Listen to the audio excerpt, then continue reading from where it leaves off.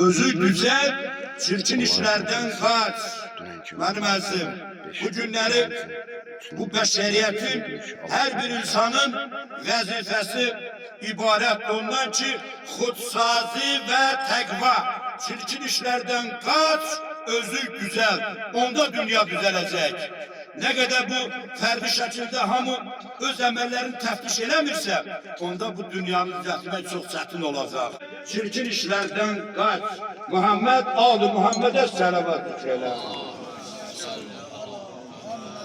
Necəm olmağımızda səbəb bu cavan balalardır. Ruhlarına sələvat zikr elə. Səllə əla Muhammed və alı Muhammed.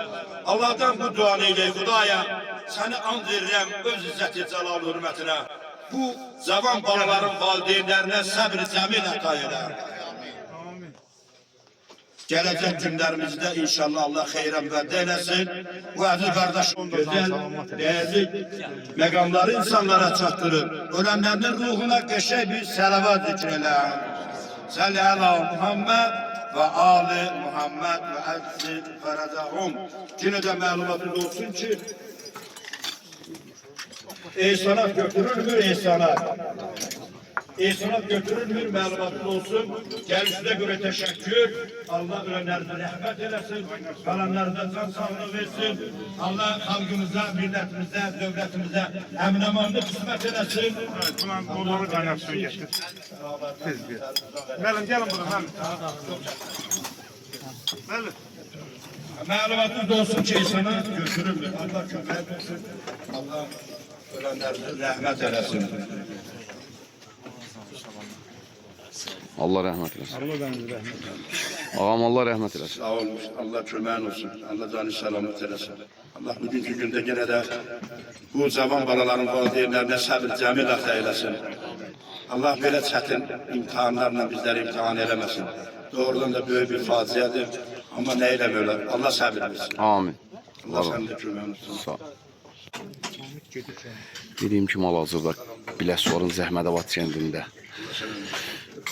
dünənki hadisədə 5 nəfərin həyatına son qoyulmuş. Həmin 5 gəncin 3 gənci bir yerdə məclis, hüzur məclisi keçirilir. Allah ruhunu şad eləsin, biz də həmin məclisi çəkib işıqlandırırıq. Allah rəhmət eləsin.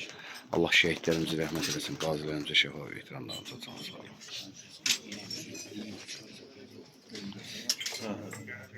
Allah rəhmət eləsin. Allah rəhmət eləsin. Gələn əqlarınız var olsun. Arifəm, gələn əqların var olsun. Bir şəhid atası kimi sən də gəlməyə özürə borc olubsan. Qarşında baş ərik, var olasan deyirik. Allah uşaqlara rəhmət eləsin, valideynlərə səbir versin. Amin.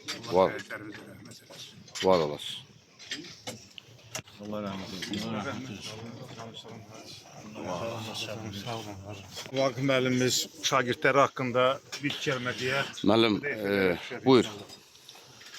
Azərbaycan dövlətçiliyi üstünü olan və onun qarantı olan insan kapitalıdır. Hər ailədə gözəl övlad yetişdirmək arzu olunsa da lakin bu müəssər olmur. Mən deyərəm Yüksək Vidadi müəllim, Yüksək Yusuf qardaşım, nəsl nizabəti güruhu həmişə Azərbaycan xalqının ərazi bütövlüyünə, onun qorunmasına mütərəqqi dəyərli insanlar bəxş etmişdir ki, bunlar bizim xalqımızın öncül, örnək nümunələri olmuşdur. Bugünkü hadisə tarixi hadisə yox, dəhşətli tarixi hadisə olmuşdur ki, biz bu hadisələrin qarşısında nə qədər aciz də olsaq, mütəəssir olmağı özümüzə borc verir. Allah Azərbaycan xalqına səbir versin. Nəinki Yusufin, Vidadi müəllimin ailəsinə, Əzxan Şirrəhməddin ailəsinə. Mən xahiş edirəm ki, bütün Azərbaycan xalqı bu dərdə şərik olsun və bizim Respublikanın ərazi bütövlüyündə gedən döyüşlərin qorunmasında erməni yağlarına qarşı olan böyük cəsarətli igidlərimizin vəfatı münasibətilə Azərbaycan xalqına və mən bu ailələrə baş sağlığı verirəm. Allah rəhmət eləsin, qəbirlər nurla dolsun. Amin. Var olasın müəllim. Gələn əqlarınız var olsun. Buyur. Allah rəhmət eləsin. Allah rəhmət eləsin. Var ol. Müəllim qarşısında danışmaq olmaz. Bu müəllimimizdir. Hər sözü dedi. Allah can sağ eləsin, var olasınız. Allah sizləri var eləsin. Allah valideynlərinə səbir versin. Allah ruhlarını şad eləsin. Gənclərimiz idi. Gələcəyin gəncləri idi. Ancaq bugünkü gündə müəyyən səbəblərdə qəza nəticəsində dünyalarını dəyişdi.